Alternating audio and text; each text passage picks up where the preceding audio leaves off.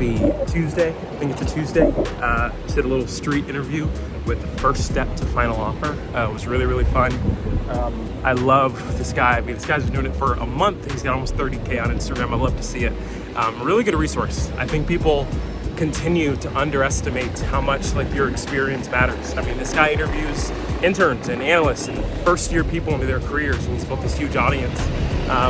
What you know is worth something to someone, and I think I'm a prime example of that, and there's so many examples as well. So if you've ever been interested in doing anything online or on social media, don't lie to yourself and say that you can't do it because you're not an expert. Spoiler alert, nobody is.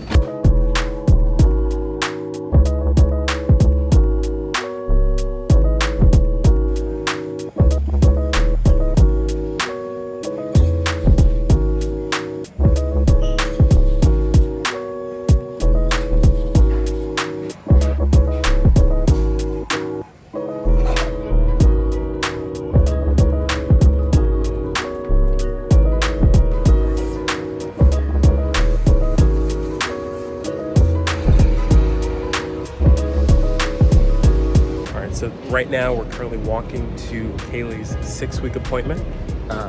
If you know, you know.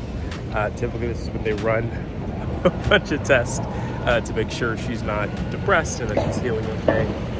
You're not depressed, are you? No, I'm not. Okay, good. So we have the answer to that question. But if you struggle with postpartum depression, it's totally normal and you should seek help. No That's right. shame. No shame at all.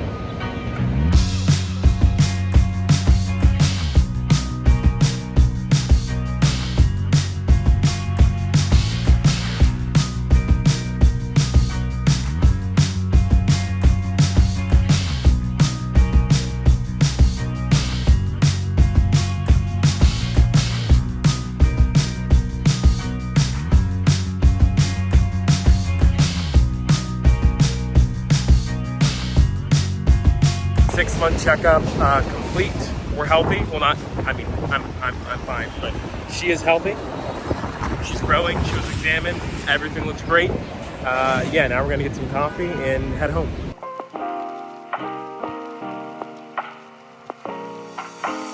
I wanted to open this up because I think, you know, kind of like consulting, like finance and these big banks or these things where like inside of these organizations you have all these different titles, all these different departments. So can you kind of give us a brief breakdown of specifically like what a VP does at a place like Citi, and then specifically what your career path has been there? Because, you know, obviously, you know, coming out of school, you've been at Citi and then sort of worked your way up into this VP role, and what does that trajectory kind of look like over time? I'm going to my first Mommy Me yoga class. I'm very excited. So you're going to do a yoga class with a baby? I think it's more for the moms than it is for the baby. Okay, I would imagine so, because I think this is the only yoga pose I think he knows right now. This is downward baby, right? Yeah, that's about the only pose he knows, so. He's going to be great. Have fun. I create content on social media that's really meant to educate, entertain, and inspire people who are really beginning their professional journey. And I especially create for people who I like to call first-gen professionals. They're really people who, in their community or in their family, are really the first to enter into this corporate world. Growing up, you know, my dad was a plumber, you know, and I had 2 older siblings. One went into the military, one works, you know, in retail, and so yes, 100% when I decided that I was going to have this business career and go into consulting, it was something I really had to figure out myself, and there were, you know, sort of some unspoken rules and just ways of navigating, even getting hired into that space. And once you get in, how do you network? How do you get promoted? How do you sort of, you know, not only build your career, but also build, you know, the life outside of your job that you want to lead? And so I really hope that my content sort of attacks really both sides of that, because again, it's more like the job isn't the thing, the job is hopefully the thing that leads you to the thing. I think I had some very stark experiences a couple years prior with like interacting with people who were really caught up in who they were professionally, and then that opportunity goes away and they completely, you know, crumble and they lose their sense of self. And so I think if you're pre-layoff, like you have to go through the process of making that separation, or just like putting it in the right place, because again, like I understand that, like, you know, life and work aren't always these siloed things, and there's always going to be a little bit of meshing, but like you have to understand that, like, you have to look at the pie chart, right, and understand like this is like a part of your life, but it's not the whole pie. I think people have topics that may come to mind really quickly, but I think the niche is really when you layer in your specific life experiences, because in my opinion, that's your competitive advantage. Like I'm not the only, former consultant on the internet. I'm not the only person who, makes six figures and has a nice apartment and like that's not, those things in individuality don't make me that really unique. But I think if I talk about my story and I moved to New York with one suitcase and I lived in an attic and I was living off of 2 slices of pizza a day because I was so broke I could only afford to live in that attic, and I sort of built my life over time. So I just got done talking to my friend Amanda on her podcast where I'm going to be talking a lot more about the whole situation with me honestly getting laid off, getting fired, and what that's been like, especially how I'm now adjusting to this mode of full-time entrepreneurship, how I'm approaching content, how I'm approaching fatherhood. So I have no idea when this YouTube video will come out in relation to that, but definitely want to make sure you check out that podcast episode, and I'll link it below as well. I've been sort of sending a couple emails just to see if people are planning things. I've also been reaching out on LinkedIn a little bit to sort of see if any of my connections who work in influencer marketing agencies or work in casting or something have opportunities. I think that is a blocker, because I think I need to be able to have almost like a menu where these are the things I can talk about, and here's some past speaking that I've done. I don't have anything like that right now. So yeah, I definitely need a website. So I just got done getting off the phone with my manager, which is always really cool. So, as a full-time creator, I'm entering this new paradigm where I have a manager, and he's just a really good thought partner in terms of how I structure my business as a creator. And I actually didn't even realize this, but in the last 6 months, I made over $100,000 just being at that point part-time content creator, which is super crazy to reflect on, and it makes me really excited with all the growth and excitement and opportunities that are coming my way now. But I'm going to take a little break, fix myself some lunch, and then I think I've got some coaching sessions a bit later in the day.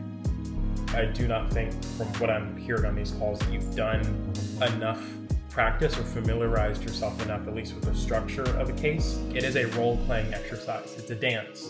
And if you don't know how to tango, it doesn't matter, how intelligent you are, you won't know where your left foot goes. Watch 10 different people start a case, because I think that's the hardest part. It's the beginning, right? What questions do you ask? What kind of case this is? As you already know, I am a full-time creator, entrepreneur, founder, whatever I want to call myself. And in this new mode, one thing that I've been doing over the last couple of weeks that I'm really excited about is I've been going back to basics and actually redoing my entire personal brand for my career page.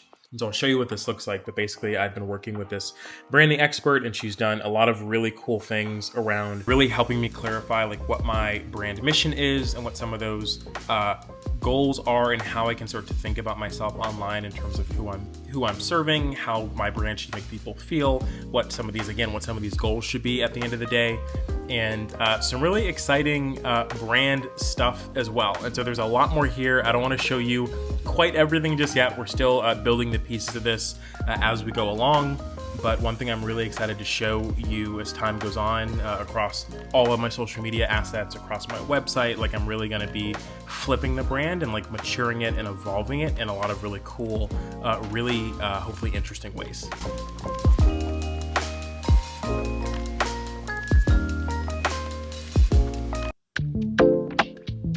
Morning, happy Friday. Woke up this morning and just realized that I'd actually ordered none of the pizza I need for tomorrow's meetup. So I'm definitely gonna do that. First, let's get these miles in.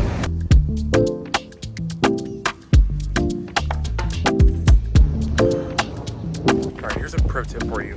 If you ever start running, don't stop, because these little 2 miles I just did just kicked my ass. You may be wondering, or you may not, why I would spend hundreds of dollars of my own money. This isn't a sponsored event. It's my own money that I put up every year to do this. It doesn't even really make me money directly. I don't invite brands. I don't invite agencies. This isn't a brand deal. This is just me as an individual buying an obscene amount of pizza and meeting whoever wants to chat in Central Park this year.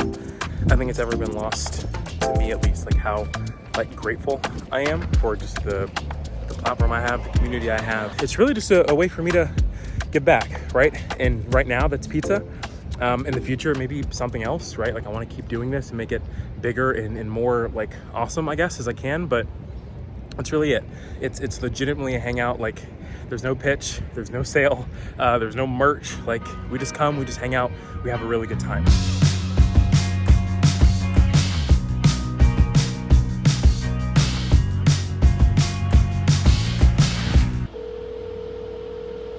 Hi, I would like to order 15 pizzas for pickup tomorrow. Last name is Rocker, Rocker. Okay, awesome. Thank you so much. Bye.